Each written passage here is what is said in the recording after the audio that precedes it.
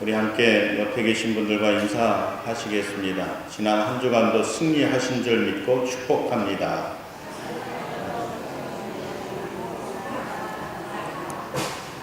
여러분 자리에 놓여져 있는 생수도 한 모금 드시면 말씀을 듣는데 큰 유익이 되겠습니다. 편안하게 생수 드시면서 말씀 듣도록 하겠습니다.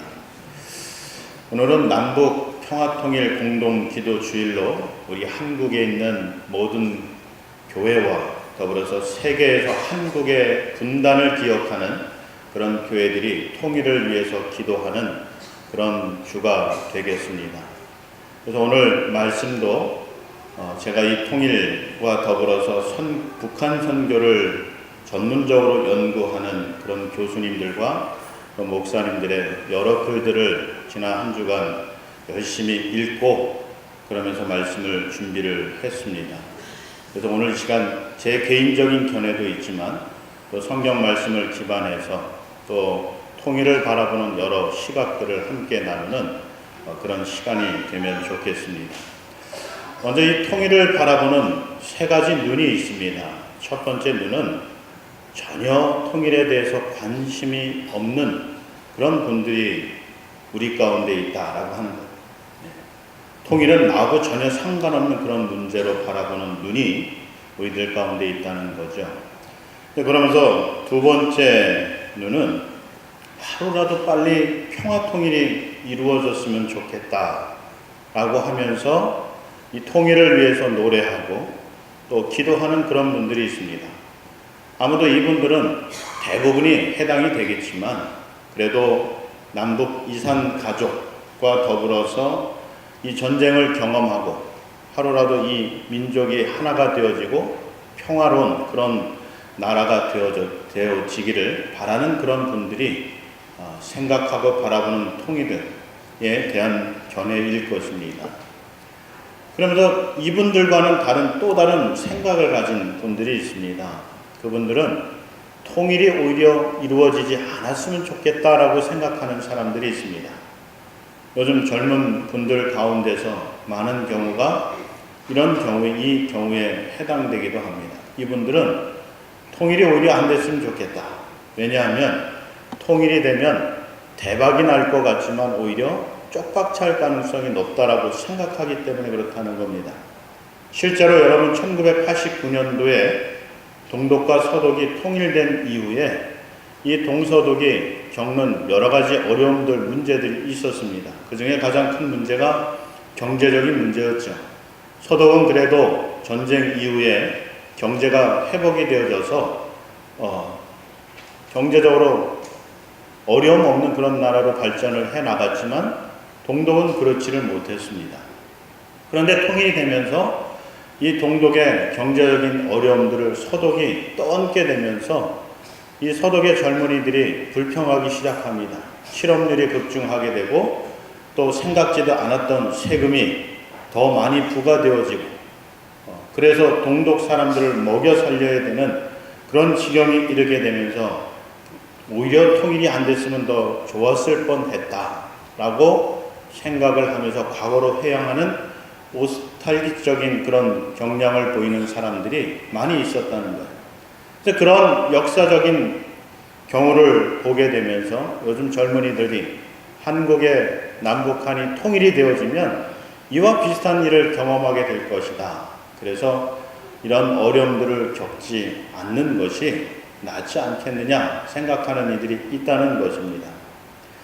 그렇지만 여러분, 이 땅의 통일은 우리 한민족의 바람과 소원뿐만이 아니라 하나님께서도 이루시기를 원하신다라고 하는 것을 우리 기독교인들은 신앙적으로 고백을 하고 있습니다. 그리고 그런 하나님이신 줄 믿어요. 여러분, 왜 하나님께서 한반도의 통일을 이루시기를 원하시느냐? 그 이유를 첫 번째로 생각을 해보면 여러분, 이스라엘 백성들이 애굽 땅에서 압제당하고 고통을 당할 때 그들이 이 고통스러운 가운데 하나님께 탄원 기도를 드리죠. 우리를 이 고난 가운데서 건져 주시옵소서. 그 기도를 하나님께서 들으시고 이스라엘 백성들을 출애굽하여 가나안 땅으로 인도해 가신 분이 바로 하나님이시기 때문에 그렇습니다. 그래서 이 땅에 지구상의 유일한 분단 국가로 남과 북이 나뉘어져서 특히 북한에 있는 주민들이 고통 가운데 있고 또 그들 가운데 기독교인들이 하나님께 탄원 기도를 드리고 있기 때문에 하나님께서 그 기도를 들으시고 반드시 통일을 이루어 주실 것이다 라고 하는 믿음인 것입니다. 그래서 통일은 반드시 이루어진다 라고 하는 것이죠. 여러분, 그러면서 또 이 통일된 한민족을 통해서 하나님께서 갖고 계신 그런 비전과 꿈이 있으시기 때문에 그렇습니다. 우리 기독교인들이 통일을 바라면서 기도하는 그 기도의 내용이 무엇입니까? 왜 통일되기를 우리 기독교인들이 바라느냐라고 하는 것이죠. 물론 남북으로 나뉘어져서 가족의 헤어짐과 여러 가지 어려움들로 인해서 고통받는 사람들이 속히 만나고 그로 인해서 그 어려움들도 해결되어지고 평화로운 삶을 살아가도록 하기 위해서 기도하는 것도 있습니다. 그리고 또 경제적으로 부국이 되어져서 이제는 더 이상 외적의 침입을 받지 않고 강대국의 압제를 받지 아니하고 자주적인 독립적인 평화적인 그런 나라의 민족으로서의 삶을 추구하며 통일이 되기를 바라는 그런 마음에서 이 통일을 위해서 기도하는 이들도 있을 것입니다. 그렇지만 신앙인이라고 한다면 적어도 하나님께서 이 통일을 통해서 이루시기를 원하시는 꿈이 무엇인가를 볼 수 있어야 되는데 하나님께서 남북의 통일을 통해서 계획하시는 것이 무엇일까?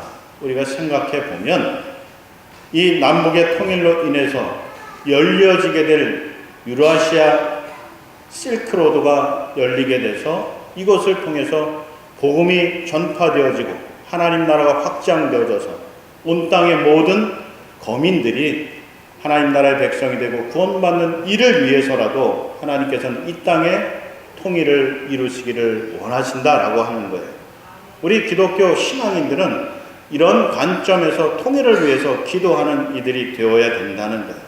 단순히 남북한이 하나된 나라가 되어지고 평화가 정착되어지고 경제적인 부국이 되는 것만을 위해서 기도하는 것뿐만 아니라 더 나아가서는 이 온 세계 거민들이 하나님께로 돌아오는 일에 있어서 통일된 한민족이 이 복음의 통로로 존귀하게 쓰임받기를 위해서 기도하는 그런 성도들이 되어야 된다라고 하는 것입니다.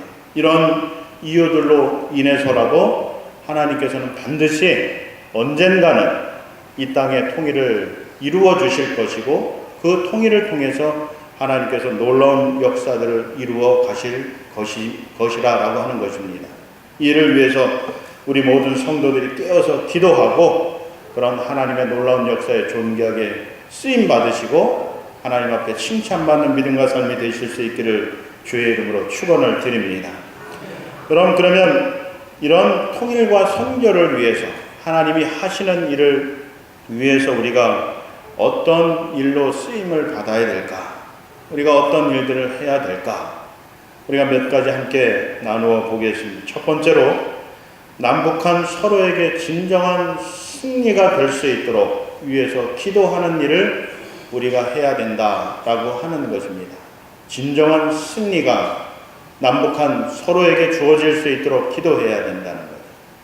이것이 무슨 말씀이냐 하면 오늘 이 본문에서 우리에게 나타내 보여주고 있는 것처럼 어느 누구 하나가 주도권을 쥐고 상대방을 야치보고 무시하고 내 밑에 들어와서 살아라 라고 하는 입장에서의 통일이 되어서는 안 된다라고 하는 거예요. 남한이나 북한이나 서로가 한 마음이 되어서 또 한 뜻이 되어서 서로가 서로 형제로 존중하면서 하나가 되는 그런 통일이 되어야 된다라고 하는 거예요. 여러분, 오늘 이 본문에 보면 이 요셉과 형제들에 대한 이야기가 기록이 되어져 있습니다. 예전에 요셉이 어렸을 때는 그 형들에게 미움을 받고 시기를 받고 또 형들이 하는 이야기에 순종해야 되는 그런 입장에 있었지만 지금 이 시간 오늘 본문에서 요셉은 그 반대가 되어져 있습니다. 요셉은 한 나라를 다스리는 총리뿐만 아니라 전 세계 모든 사람들에게 있어서 존경받는 그런 훌륭한 인물이 되어 있습니다. 반면에 그의 형들은 오히려 요셉의 앞에 무릎을 꿇어야 되는 그런 입장에 놓이게 되어졌죠. 더군다나 이 요셉의 형들은 요셉을 시기하고 질투해서 그를 죽이고자 했어요. 그러나 결국에는 그를 애굽의 노예로 팔아버리게 되었습니다. 서로가 원수지간이 된 것입니다. 그리고 한참 시간이 지나서 이들이 다시금 만났을 때 요셉이 어떻게 합니까? 당신들이 옛날에 나를 팔았기 때문에, 미워했기 때문에, 증오했기 때문에 나도 똑같이 형들에게 그렇게 해주겠다고 이야기를 합니까? 그렇지 않죠. 오히려 이 요셉은 눈물을 흘리면서 그 형들을 끌어안고 화해하고 용서하는 그런 모습을 보여주고 있습니다. 그러면서 진정으로 하나된 형제, 자매가 되는 그런 모습을 보여주고 있다는 거죠. 여러분, 오늘날 이 한반도의 통일도 마찬가지 이와 같이 되어야 된다는 것입니다. 서로가 서로를 종속시키려고 하는 그런 통일이 되어서는 안 되고, 또 서로가 서로를 미워하고 증오하는 가운데서 제도적으로나 또 영토적으로 통일된 그런 나라가 되어서도 안 된다는 거예요. 먼저 마음으로 진정으로 하나가 되어지고 서로를 용서하고 용납하고 받아들이는 가운데 이루어진 그런 통일이 되어야지만 통일 이후에 우리에게 닥쳐올 여러 가지 문제들을 우리가 넉넉히 감당해 갈 수 있다는 거예요. 여러분, 동서독이 1989년도에 통일된 이후에 여러분, 서독의 사람들이 동독 사람들을 바라볼 때 저 게으르고 나쁜 놈들 이런 욕을 하면서 한동안 비난을 했습니다. 마찬가지로 동독 사람들이 서독 사람들을 보면서 통일된 이후에도 저놈들은 참 교만한 놈들이야 라고 하면서 비난하면서 하나 되기를 주저했다는 거예요. 그래서 서로가 서로를 욕하고 비난하고 그러면서 책임을 떠안기고 또 책임지기를 불평하고 하는 모습을 보여주었다는 거죠. 여러분, 한반도가 통일된 이후에 이런 일이 일어나지 말라는 법이 없습니다. 어쩌면 이와 비슷한 일들이 일어날 것이기 때문에 요즘 젊은이들 가운데서는 차라리 통일이 안 됐으면 좋겠다. 통일돼서 내가 더 희생하고 부담돼야 될 책임감이 늘어난다고 한다면 아직 아예 통일이 되지 않고 이대로 사는 것이 더 낫겠다고 생각하는 사람들이 있다는 거죠. 통일된 이후에는 그런 사람들이 더 많이 생겨날 수가 있다는 거예요. 그래서 여러분, 우리 깨어있는 우리 기독교인들이 기도할 때 어떤 기도를 해야 할까라고 할 때 먼저 진정으로 남과 북이 하나가 될 수 있는, 그래서 서로의 과거의 잘못된 과오들을 묻어두고 용서하고 화해하고 하나가 될 수 있는 이 일을 위해서 우리가 힘써서 기도해야 된다는 것입니다. 기도하지 않고선 이런 일이 일어날 수가 없는 것이에요. 여러분, 이 요셉이 애굽에 끌려가서 수십 년을 보내는 동안에 그 마음속에 형제들에 대한 미움과 증오심으로 가득 차서 기도하지 아니하고 살아왔다고 한다면 오늘 이 본문에서처럼 이런 아름다운 화해 장면이 연출될 수 있겠습니까? 그러나 이 요셉은 그 수십 년 동안 감옥에 들어가기도 하고 보디발의 집에서 가정 총무일을 하면서 그가 늘 마음속에 하나님의 사랑과 은혜, 기억하고 형제들을 향한 사랑의 마음으로 그들을 용서하고 기도하는 가운데 있었기 때문에 그 형제들을 만났을 때 증오의 눈으로 그들을 보지 아니하고 사랑의 마음으로 그들을 끌어안고 울 수 있었다라고 하는 것이죠. 여러분, 누가 장담할 수 있겠어요? 언젠간 통일이 반드시 될 텐데 통일이 된 이후에 북한 사람들을 만났을 때 여러분들이 진정으로 사랑하는 마음으로 한 형제의 마음으로 그들을 끌어안고 눈물을 흘릴 수 있겠느냐는 것이죠. 그런 분들도 있겠지만 그렇지 않은 사람들이 지금 현실로서는 더 많을 것이라고 예상을 하는 거예요. 지금도 이 땅에 내려와 있는 탈북민들을 바라보는 시각을 보면 그렇습니다. 여러분, 우리 주변에서 가끔 탈북한 분들을 볼 수가 있는데 그들을 바라보고 이야기하는 말들이 무엇입니까? 저 배신자들이라고 하는 말 아니겠어요? 아무리 힘들고 어려워도 형제 자매를 버리고 또 같은 동족을 버리고서 자기 혼자 잘 살겠다고 이 탈북을 해서 남한으로 내려온 배신자라고 하는 그런 이야기를 하지 않느냐라고 하는 거예요. 심지어 어떤 분들은 이중간첩이라고 오해를 하는 분들도 있습니다. 그들이 남한으로 내려와서 북한을 위해서 또 남한의 체제 전복을 위해서 이중간첩 활동을 한다고 이 탈북민들을 바라보는 잘못된 시선을 가지고 있는 분들도 우리 가운데 있다라고 하는 거예요. 그러면서 어떤 분들은 아예 인격조차도 무시하는 그런 분들이 있습니다. 여러분, 탈북한 사람들이 정말 못 살고 배우지 못하고 가난하고 그래서 먹고 살기 위해서 남한으로 내려왔다. 그래서 그들을 하위계층 보듯이 그렇게 눈을 내리깔고 보는 그런 한국 사람들이 많이 있다는 거예요. 남한 사람들이 많이 있다는 거예요. 근데 여러분, 그렇습니까? 실제로 탈북한 분들 가운데 인텔리들이 많이 있어요. 우리가 한동안 지원했던 우리 탈북 청년도 이 법과대학을 졸업하고 변호사를 준비하는 그런 분들도 있습니다. 그래서 이 탈북한 사람들이 하나같이 강조하고 또 당부하는 말이 우리를 같은 민족, 같은 형제로 좀 바라봐 줬으면 좋겠다라고 하는 그런 마음의 소원을 이야기하는 것을 들을 수가 있습니다. 얼마나 우리 남한 사람들이 북한 사람들을 무시하고 경시 여겼기에 그들이 그런 이야기를 하겠습니다. 물론 저와 여러분들은 그렇지 않으리라 확신하지만 우리 주변에 많은 분들이 이 탈북한 이 형제 자매들을 바라보는 시각들이 그런 시각들이 많이 있다는 거예요. 그런데 여러분, 통일이 되면 얼마나 더 그런 시각들이 많겠어요. 그래서 우리가 통일 이후에 또 선교를 위해서 우리가 기도할 때 가장 먼저 기도해야 할 그런 제목이 정말 남과 북의 이 백성들이 마음으로 용서하고 하나가 될 수 있도록 위해서 기도하는 것이 필요하다라고 하는 거예요. 이것을 우리가 지금부터 해나가지 아니하면 설령 남북한 통일이 되어도 여러 가지 많은 문제로 인해서 갈등을 겪게 되고 더 큰 어려움들을 겪을 수 있게 된다는 거죠. 그래서 이 본문을 통해서 요셉을 통해서 주시는 그런 교훈을, 신앙적인 교훈을 우리가 좀 가슴에 새기고 우리 기독교인들이 먼저 이 화해와 하나됨을 위해서 기도하고 그런 일을 통해서 진정으로 남북한이 통일되어지고 하나님께서 바라시고 원하시는 귀한 역사에 존귀하게 쓰임받는 그런 성도와 교회가 되어지기를 간절히 바랍니다.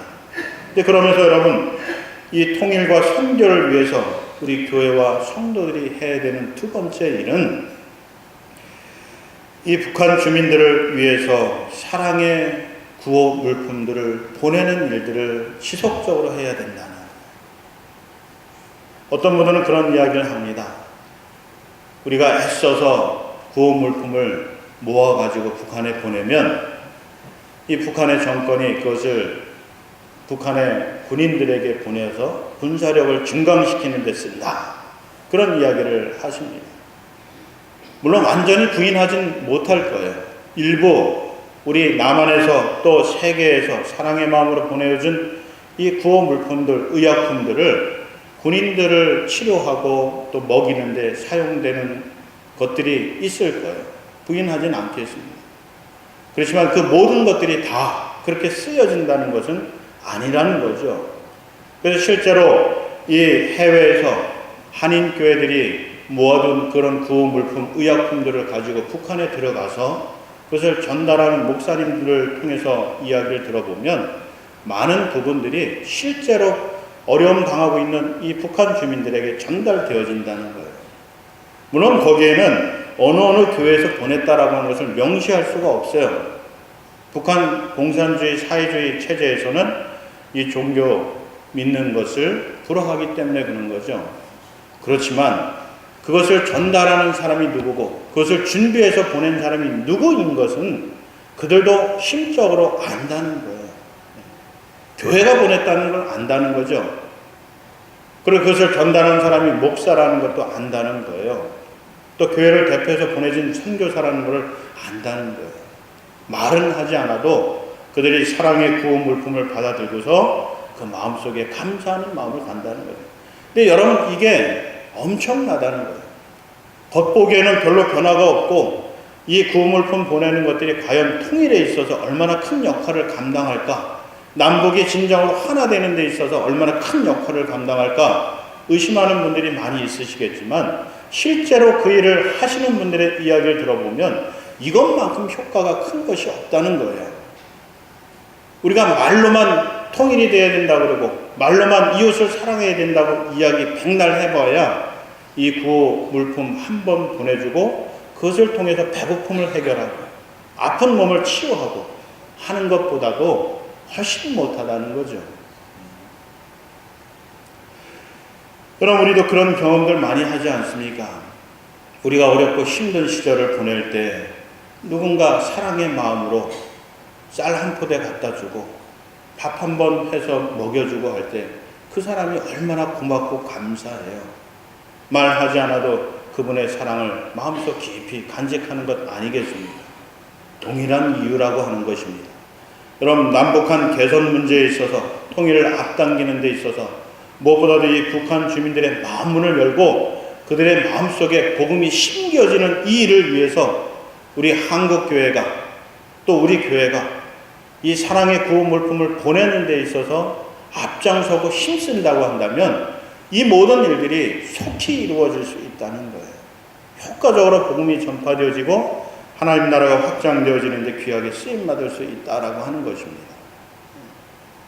그래서 여러분, 우리가 앞으로 기회가 되면 또 이 대북 지원의 길이 열리게 되어지면 우리도 작은 것이나마 좀 함께 동참하는 그런 교회가 됐으면 좋겠어요. 여러분, 이 한국교회 진보 세력이 있고 보수 세력이 있어요. 한국 사회 전체적으로 보면 보수 사회가 있고 진보 사회가 있습니다. 각자 모두가 다 통일에 대해서 이야기해요. 그리고 통일에 대한 방법들 이야기합니다. 교회에서는 통일 이후에 북한 선교를 어떻게 할 것인가 각각 입장이 있어요. 그리고 그 입장을 들어보면 다 달라요. 다르기 때문에 우리는 진보가 하는 일에 대해서 반대한다. 진보 세력들은 보수가 하는 일에 대해서 반대한다. 그렇게 이야기를 하면서 협력하지 않습니다. 근데 여러분, 하나님 입장에서 한번 보시기 바라요. 하나님이 위에서 딱 보실 때 진보 입장, 보수 입장을 딱 들어보면서 야, 그래, 진보가 맞으니까 진보 입장을 대로 해. 보수가 맞으니까 보수 입장대로 해. 그렇게 하실까요? 하나님 입장에서 보면요, 한반도가 통일되는 게 가장 중요한 거지 진보의 입장, 보수의 입장이 필요가 없다는 거예요. 그들도 깊이 들어가 보면 넓은 입장에서 보게 되면 한반도의 통일을 위해서 기도하고 준비하는 것 아니겠어요. 다만 방법이 조금씩 다른 것뿐이죠. 그래서 통일이라고 하는 대의 앞에 서로의 입장을 좀 내려놓고 겸손하게 서로 협력하는 가운데 우리가 이 통일을 앞당길 수 있다라고 하는 거예요. 그래서 여러분, 우리 교회에서는 적어도 진보 보수 입장을 떠나서 정말 저 북한에서 고통당하고 먹지 못해서 굶어 죽고 있는, 병을 치료할 수 없어서, 약이 없어서 치료할 수 없는 그들에게 작은 것이라도 좀 보내서 그들을 치료하고 먹이고, 그러면서 마음문이 열리게 해서 우리가 복음을 전할 때 그 복음이 심겨져서 영혼까지도 구원된 그런 역사에 쓰임받는 우리 교회가 됐으면 좋겠습니다. 그래서 여러분, 북한 선교의 방향 중에 하나가 우리가 좀 기회가 되면 이 북한에 물품을 지원을 해서 이 북한에 고통당하는 이들을 좀 구제하는 일에 참여하는 그런 교회가 됐으면 좋겠다라고 하는 거예요. 자, 그러면서 여러분, 세 번째로 이 통일과 북한 선교를 위해서 우리가 어떤 일들을 해야 될까라고 할 때, 그럼 이 탈북민들을 대하는 자세를 우리 기독교인들이 먼저 바꿔야 된다라고 하는 거예요. 앞서서 말씀드린 것처럼 여러분, 우리 기독교인들 가운데서 또 우리 한국 남한 사람들 가운데서 이 탈북민에 대하여 갖고 있는 부정적인 시각들이 많이 있다는 거예요. 그 중에 가장 큰 것이 인격 모독인 거예요. 알게 모르게 무시하는 거죠. 아유, 저 못난 사람. 실제로 여러분 지금 현재 탈북민들이 32,000명 정도 된다고 그래요. 남한에 거주하는 이들이. 근데 그 가운데서 2016년도 통일부 보고에 의하면 거의 70% 되는 이 탈북민들이 신체적인 질병과 정신적인 질환, 그리고 경제적인 고통을 당하고 있다는 거예요. 북한에서 인텔리의 그런 삶을 살았지만 탈북해서 남한에 왔더니 잘 적응하지도 못하고 또 이질감도 느끼고 문화적인 차이, 여러 가지 사상의 차이로 인해서 어려움들을 당하는데 거기서 육신의 질병까지도 갖게 만들었다는 거예요. 되게 힘들게 살아간다는 거죠. 여러분, 이런 사람들에서 우리가 좀 관심을 가져야 된다는 거예요. 다른 그 어떤 이들보다도 먼저 믿은 우리 기독교인들이 이 탈북민들에 대해서 관심과 사랑을 가져야 된다는 거예요. 그리고 여러분, 이 탈북민들을 바라보는 시각을 요셉을 보는 시각과 같이 이 나라 통일, 더불어서 통일 이후에 북한 선교와 유라시아 선교를 위해서 먼저 시험대로 보내주신 요셉과 같은 이들로 이 탈북민들을 바라보는 기독교인들의 시각을 가져야 된다는 거예요. 여러분, 요셉이 뭐라고 고백합니까? 참 고난의 세월을 보냈지만 나중에 형제들과 조우하고 그러면서 이 모든 형제들을 다 애굽에 초청해서 한 민족을 이루고 출애굽하기까지 이 모든 역사를 보면서 요셉이 뭐라고 고백해요? 하나님께서 나를 먼저 이 땅에 보내셔서 준비하셨다고 고백하지 않습니까? 여러분, 탈북민들도 마찬가지라는 거예요. 우리가 신앙적인 견지에서 그들을 보게 되면 먼저 통일과 통일 이후에 북한 선교를 위해서 요셉과 같이 먼저 이 땅에 보내어진 이들이라는 거예요. 근데 그런 사람들을 우리가 무시하고 짓밟고 사람 대접하지 아니하고 그러면서 이질감을 느끼면서 격리하고 해서야 되겠느냐는 거죠.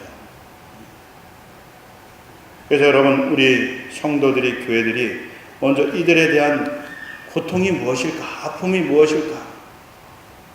그리고 저들을 통해서 북한 주민들을 이해할 수 있는 부분들을 좀 생각해 보시라는 거예요. 우리가 직접 북한에 가지 못하잖아요. 그렇지만 북한 주민들이 어떤 생각을 하고 어떤 문화 생활을 하고 또 어떤 비전과 꿈을 가지고 있는지 이들을 통해서 우리가 볼 수 있다는 거죠. 그래서 그들과 함께 교류하고 교제하고 그러니까 동등된 관계에서 서로 존중하고 그러다가 보면 여러분, 우리가 언젠가 통일이 됐을 때 이 북한의 주민들을 이 서독 사람들이 게으른 놈들, 나쁜 놈들이라고 욕하지 할 수 있게 된다는 거예요. 그러면서 여러분, 이들을 통해서 북한 선교뿐만 아니라 유라시아 선교사로 이들을 보낼 수 있다는 거예요. 여러분, 우리는 평생 동안 자유민주주의 그런 국가에서 살아왔기 때문에 우리의 생각과 사고방식들은 거기에 맞춰져 있어요. 사회주의 속에서, 공산주의 속에서 살아온 사람들의 생각을 우리가 잘 알지 못한다는 거예요. 이해하기 어렵다는 거예요. 근데 탈북민들은 그 문화 속에서 살아왔기 때문에 누구보다도 그들을 잘 이해한다는 것이죠. 그래서 그들을 통해서 복음이 전파되어질 때 더 효과적으로 전달될 수 있다는 거예요. 여러분, 우리가 중국에 선교사를 보내고 또 투자하는 것들이 얼마나 많이 있습니까? 요즘은 중국 정부에서 선교를 공식적으로 막고 있기 때문에 많은 어려움들이 있지만 그 외에도 러시아에도 마찬가지예요. 이 땅의 사회주의 국가에도 선교사를 보내서 복음을 전하는데 얼마나 많은 노력과 또 물질들을 투자하고 있어요. 그런데도 선교 효과는 얼마 되지를 않습니다. 북한도 마찬가지 아니겠어요? 근데 여러분, 하나님께서 그들을 요셉과 같이 우리에게 먼저 보내주셔서 그들을 통해서 우리를 훈련시키고 준비시키고 계신다는 거죠. 그리고 그들을 잘 훈련시켜서 목회자가 되게 하고 선교사가 되게 해서 다시 역으로 북한에 보내어지게 된다면, 통일 이후에 그들을 보내게 된다면 여러분, 선교 효과는 말로 닿을 수 없이 큰 효과를 가져올 수 있다는 거예요. 이런 비전과 꿈을 우리가 가지고 이 탈북민들을 대하는 그런 성도와 교회가 되어야 된다는 거죠. 그래서 여러분, 그들을 훈련시키고 교육하고 또 이 땅에서 어려움 없이 살아갈 수 있도록 돕는 일들에 우리 교회가 해야 된다는 거예요.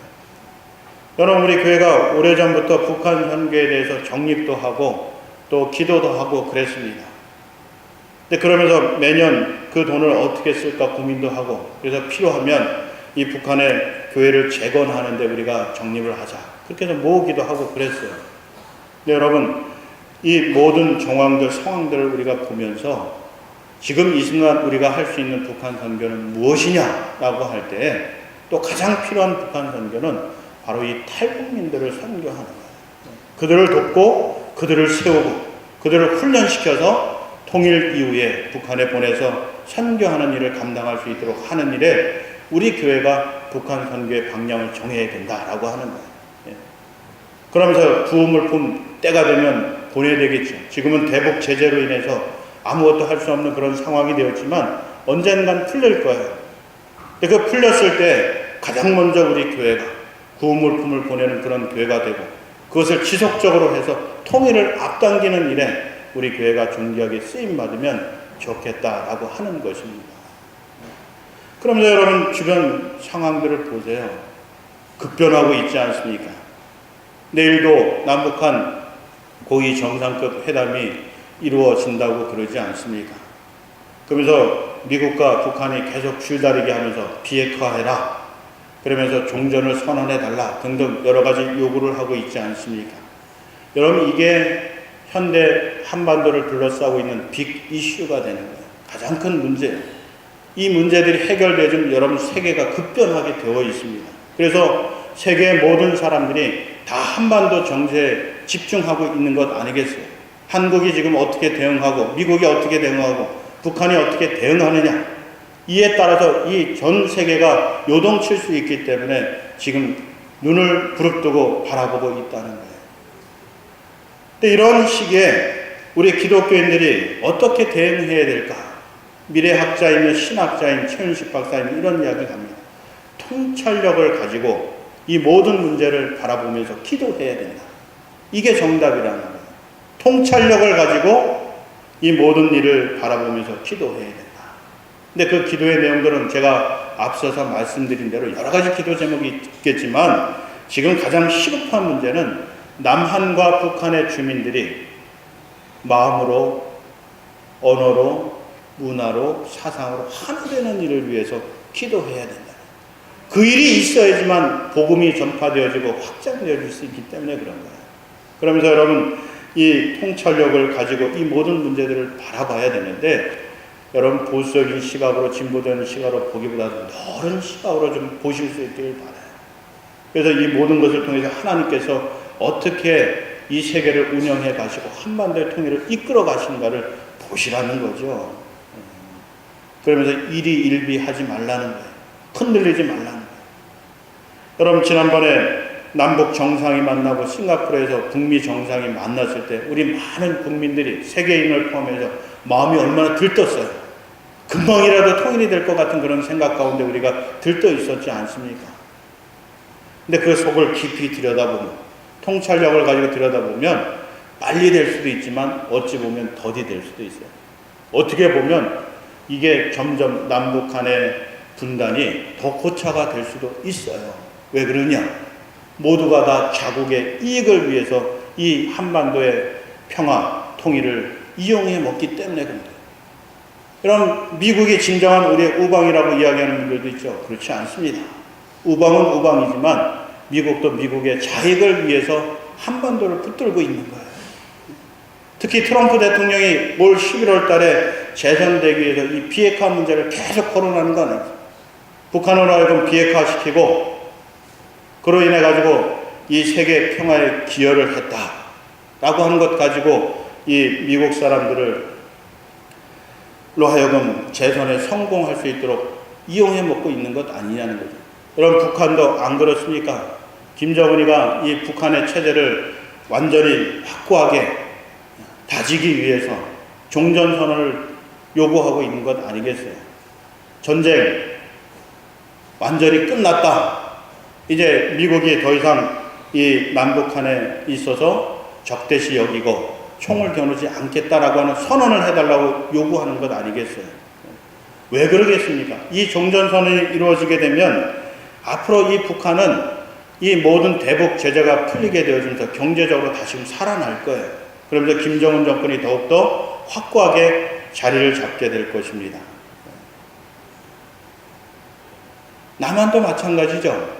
그럼 이 남한도 이 통일을 위해서 여러 가지 목소들이 있는데 그냥 진정으로 통일되기 위해서는 이 마음에서부터 한 민족이 하나가 되어지는 이런 통일이 되어져서 평화 통일이 이루어지고 하나의 국가가 되는 것이 궁극적인 바람인데 이게 빨리 될지 아니면 양측의 나라들을 인정하고 그러면서 서로 평화적인 교류가 이루어지는 통일이 더 먼저 이루어질지 알 수 없어요. 하나님께서 어떻게 이끌어 가실지 모르겠지만 분명한 것은 어쨌든 여러분 남북한 간에 서로 왕래하고 평화적으로 교류하고 그러면서 이 일을 통해서 하나님께서 계획하신 그 놀라운 일들을 이루어 가실 것은 분명하다라고 하는 것입니다. 그래서 여러분 이 일을 위해서 우리가 기도하는 성도와 교회가 됐으면 좋겠어요. 그냥 무작정 그냥 통일만 시켜달라고 기도하지 마시고 통일 이후에 일어날 이 모든 문제들을 원천적으로 없애버릴 수 있는 오늘 이 본문에서 요셉과 같은 이런 화해가 일어나고 용서가 일어날 수 있는 그런 통일이 될 수 있도록 위해서 기도하시라는 거예요. 그러면서 여러분 우리가 이 하나님의 선교가 이 북한 땅에서도 이루어질 수 있도록 그들이 어려울 때 외면하지 아니하고 돕는 그런 손길을 내어 뻗는 그런 교회가 될 수 있기를 바랍니다. 우리도 어려운데 우리 교회도 살기 어려운데 운영하기 어려운데 남들 돕는 거 나중에 해도 되지 않습니까? 통일된 다음에 해도 되지 않습니까? 물론 그럴 수도 있죠. 그러나 여러분 하나님이 하시는 일에 있어서 가장 먼저 쓰임 받는다는 이게 얼마나 귀하고 좋은 것이에요. 그래서 여러분 출애굽할 때 이스라엘 백성들이 하나님께서 받으시길 원하셨던 게 뭐예요? 첫 번째 난 것 아니었습니까? 초태생 아니었어요. 왜 그걸 하나님께서 바치라고 명령하신 것이겠어요? 그 은혜가 귀한 것이기 때문에 그래요. 여러분 통일의 역사에 있어서 정말 내가 우리 교회가 가장 먼저 쓰임 받는다 그러면 얼마나 귀한 일이겠어요. 하나님 앞에 섰을 때도 부끄럽지 아니하고 또 하늘의 상급 또 크게 받아 누릴 수 있는 귀한 일이 되지 않겠느냐는 거죠. 그래서 여러분 우리가 좀 넓은 마음을 가지고 또 보수와 진보를 떠나서 통일이라고 하는 큰 대의를 향해서 우리가 할 수 있는 그 모든 일들을 지금부터 해 나가실 수 있는 그런 교회가 되기를 간절히 바랍니다. 그리고 그 일을 통해서 하나님께서 역사하시고 속히 통일을 이루셔서 온 땅의 모든 거민들이 하나님 나라의 백성이 되는 그 역사가 속히 이루어지고 하나님 뜻이 실현된 나라가 이 땅 가운데 가득하여지기를 주님의 이름으로 축원을 드립니다. 기도하겠습니다. 사랑이 많으신 아버지 하나님, 우리에게 미움과 증오와 다툼과 시기의 마음들이 가득하였다고 한다면 이제는 그 모든 것을 주님의 십자가 앞에 내려놓게 하여 주시고 이제는 용서하고 화해됨을 위해서 기도하게 하시고 그런 삶을 우리 믿음의 삶 가운데 적용해서 실천함으로 하나님의 놀라운 역사하심 가운데 존귀하게 쓰임받는 우리 성도와 교회가 되게 하여 주시옵소서. 이를 위해서 준비하게 하시고 실행하게 하여 주시고 참여하게 하여 주셔서 하나님께서 준비하신 놀라운 은총의 주인공이 되는 우리 성도와 교회 되게 하여 주시옵소서. 감사드리며 예수님의 이름으로 기도드립니다.